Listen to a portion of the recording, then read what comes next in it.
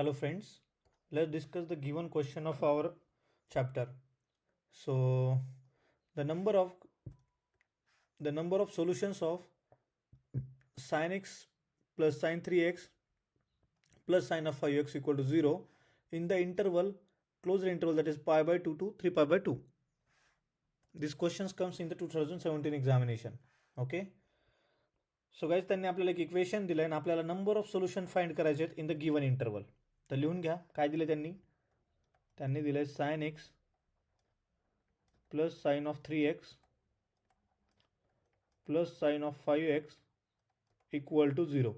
आता ह्याला सिम्प्लिफाय करायचे गाइज. ओके, तर पहिल्यांदा काय करा, साइन 3x ॲज इट ठेवून द्या. पहिल्यांदा असं लिहून घ्या, sign x plus sine of 5x plus sine of 3x. काय चेंज केलं आपण, sign x plus sign 5x आपण सोबत लिहिलं. आता आपल्याला साइन ए प्लस साइन बीचा फॉर्म्युला या दोघांसाठी वापरायचा आहे. Sine A plus sine B काय आहे तो formula, 2 times sine A plus sine B will be 2 times sine A plus B upon 2. So A plus B that is x plus 5x upon 2 will be 3x into cos of A minus B और D minus B upon 2 that is 5x minus x upon 2 will be 2x plus sine of 3x equal to 0. आता जर आपण याच्यातून sign 3x common घेतला तर काय राहणार आहे, sine 3x inside the bracket 2 times cos of 2x plus 1 equal to 0. आता आयदर तुमचं साइन 3x इक्वल टू 0 असेल और 2 times cos of 2x equal to -1 असेल. ह्यालाच आपण असं पण लिहू शकतो, that is cos of 2x equal to -1 upon 2. आता ह्याचं आपल्याला नंबर ऑफ सोल्युशन लिहायचे आहेत. आता ह्याचं जनरल सोल्युशन काय असेल, 3x इक्वल टू एन पाय, 3x इक्वल टू एन पाय. और इथं आपण लिहू शकतो cos of 2x equal to minus cos of 1/2. कोणत्या अँगलची व्हॅल्यू असते ते cos 60 that is pi by 3. ह्याला अजून सिम्प्लिफाय करूया. तर एक्सची व्हॅल्यू काय येणार आहे, either x equal to n pi by 3 और cos of 2x equal to, आता कॉस निगेटिव्ह कोणत्या अँगल क्वाड्रंटमध्ये असतो तो सेकंड, म्हणून त्याला cos of pi minus pi by 3 लिहूया. म्हणजेच इथं येईल कॉस ऑफ 2 पाय बाय 3. म्हणजे तुमच्या व्हॅल्यू काय आल्या एक्सच्या. आता इथं either x equal to n pi by 3 और ह्याला सिम्प्लिफाय करूया आपण. तर इथं तुमचं जनरल सोल्युशन असेल 2x इक्वल टू 2n पाय plus minus angle that is 2 पाय बाय 3, किंवाच म्हणजे x इक्वल टू n पाय, 2 जर कॅन्सल केला तर n pi by n pi plus minus pi by 3. तुमच्या दोन व्हॅल्यूज आल्यात का एक्सच्या, either x equal to n pi by 3 और x equal to n pi plus minus pi by 3. हे झाले तुमचे सोल्युशन्स. आता आपल्याला गिवन इंटरवलमध्येच व्हॅल्यू फाइंड करायच्या आहेत. कोणत्या इंटरवलमध्ये, पाय बाय 2 टू 3 पाय बाय 2. आता ह्याच्यामध्ये कोणकोणत्या व्हॅल्यू येतात आपल्या, एक्स इक्वल टू एक तर पाय येणार आहे राईट, त्याच्यानंतर 2 पाय बाय 3 येईल, ही सुद्धा आपल्या गिवन इंटरवलमध्ये लागते. नेक्स्ट 4 पाय बाय 3 येईल for the first x. Okay, पण ह्या झाल्या आपले जनरल सोल्युशन्स. पण आपल्याला फक्त ह्याच्यातल्याच पाहिजेत का, कारण 6x belongs to the interval closure interval that is pi by 2 comma 3 by 2. म्हणजे तुमचं नेमकं आन्सर हे तीनच व्हॅल्यू असतील, एक्स इक्वल टू पाय, 2 पाय बाय 3, 2 पाय बाय 3 आणि 4 पाय by 3. That will be your final answers. So त्यांनी नंबर विचारला आहे, नंबर किती व्हॅल्यूज आहेत, नंबर ऑफ सोल्युशन 1 2 3. म्हणजे second option will be the correct option guys. खूप सिंपल क्वेश्चन आहे. Next question, in triangle ABC with usual notations, if ABC are in AP then cos square c by 2 plus c times cos square a by 2 equal to. काय दिले guys त्यांनी दिले ABC. काय आहेत ABC, side of the triangles right, त्या ह्या AP आहेत, म्हणजे अरिथमॅटिक प्रोग्रेशन आहेत. म्हणजे त्याला आपण कसं लिहू शकतो, जर त्या AP मध्ये असतील तर त्याचा सिन्स काय दिलं त्यांनी, write down, since A, B, C are in arithmetic progression that is AP.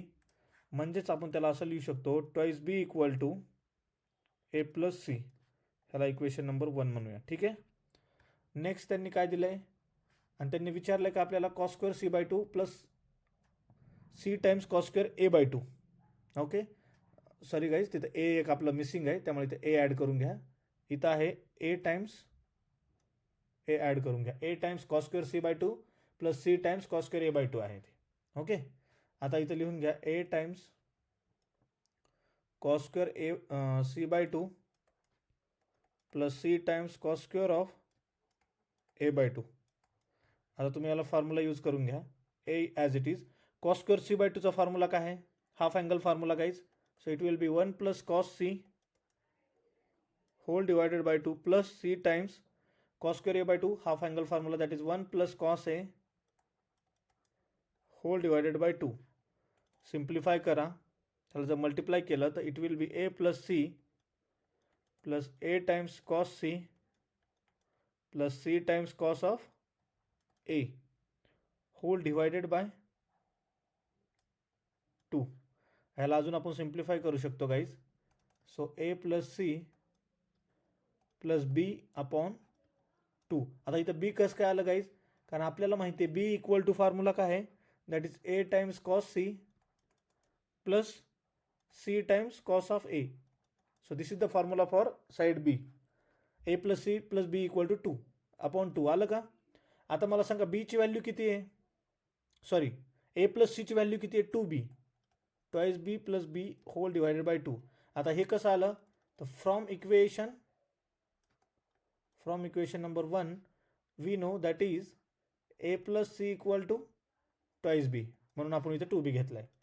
म्हणजे तुमचं फायनल व्हॅल्यू काय आली? 3b by 2.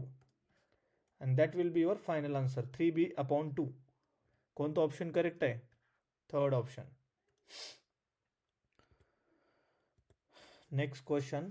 If tan inverse of 2x plus tan inverse of 3x equal to pi by 4, then find the value of x. खूप सोपा question आहे guys. तर आपल्याला हा फॉर्म्युला माहिती आहे का? That is tan inverse of X plus tan inverse of Y. काय असतो हा formula? That is tan inverse of X plus Y whole divided by 1 minus X Y.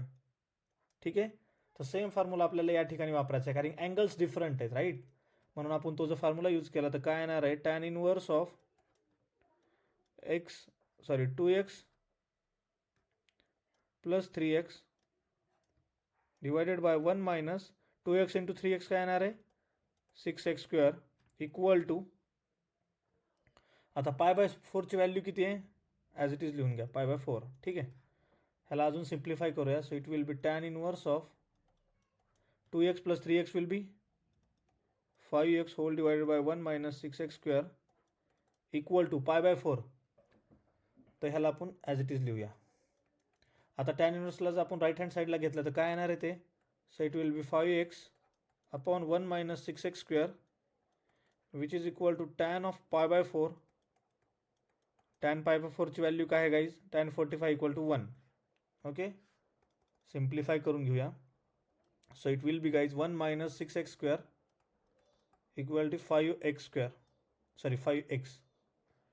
Simplify करा, तुमचं क्वाड्रॅटिक इक्वेशन येऊन जाईल 6x square plus 5x minus 1 equal to 0. Okay, ह्याचे जर factors पाळले आपण तर ते काय येणार आहेत? By using the quadratic equation that is x plus 1 into X minus 1 by 6 equal to 0. That will be the factors for the given question. So either x equal to minus 1 or X equal to 1 by 6. आता मला सांगा exactly एक्सची value कशी असेल आपली? मला सांगा -1 possible आहे का? तर नाही guys. X equal to -1 does not hold the value. So our exact value of the X will be 1 by 6. का नाही आहे? आपण जर एक्स इक्वल टू जर -1 इथं सबस्टिट्यूट केलं तर ऑब्विसली गाईज हे एक्झिस्ट नाही करत. ओके, त्यामुळे ती बरोबर व्हॅल्यू नाही, कारण की आपली रेंज माहिती आहे. So it will be 1 by 6. That is x equal to 1 by 6 means third option will be the correct option. Next question. The polar coordinates of P are 2, pi by 6. If Q is the image of P about the x-axis, then the polar coordinates of Q R. सगळ्यात पहिल्यांदा guys काय question दिलाय ना तो carefully वाचायचा आणि तो समजून घेण्याचा प्रयत्न करायचा. आपण जे पण दिलंय ना ते आपण कोऑर्डिनेट ॲक्सिसवर सबस्टिट्यूट करूया. ठीक आहे. सपोज मी जर ड्रॉ केलं इथं Y axis, this is the Y axis, this is the X axis. Okay. काय दिलं त्यांनी आता? Yes, X into X dash and Y into Y dash. ठीक आहे. सांगा काय दिलं त्यांनी आता? Wait a minute. येस, त्यांनी polar coordinates of P R दिले 2,5/6. आता सगळ्यात पहिल्यांदा मला सांगा हा पॉईंट कोणत्या क्वाड्रंटमध्ये असेल? दोन्ही पॉझिटिव्ह आहे गाईज, म्हणजे फर्स्ट क्वाड्रंटमध्ये असेल, right? So that point P will be lies in first quadrant. So and coordinates of it will be 2,π/6. Suppose this point is here. ह्याला आपण जॉईन करून घेऊया. ठीक आहे. हा पॉईंट पीचे कोऑर्डिनेट्स आहेत. त्याच्यानंतर दिले if Q is the image of P. आता ह्याची इमेज कुठं येणार आहे मला सांगा बरं? पीची इमेज कुठे येईल? ऑब्वियसली गाईज त्याची मिरर इमेज ही ऑब्वियसली ही फोर्थ क्वाड्रंटमध्ये येणार आहे. ठीक आहे. इथं कुठं तरी येईल ती फोर्थ क्वाड्रंटमध्ये. या ठिकाणी त्याची इमेज आली क्यूची. आणि त्याचे कोऑर्डिनेट्स काय असतील आता मला सांगा बरं? क्यूचे अबाउट द एक्स ॲक्सिस, म्हणजेच ही झाली त्याची इमेज. तर त्याचे कोऑर्डिनेट्स असतील क्यू डॅश इक्वल टू काय येणार आहेत? फक्त अँगल चेंज होईल ना काही. खूप सिम्पल आहे ना. इथं जर π/6 असेल तर फोर्थ क्वाड्रंटमध्ये कोणता अँगल असेल तो सांगा बरं मला?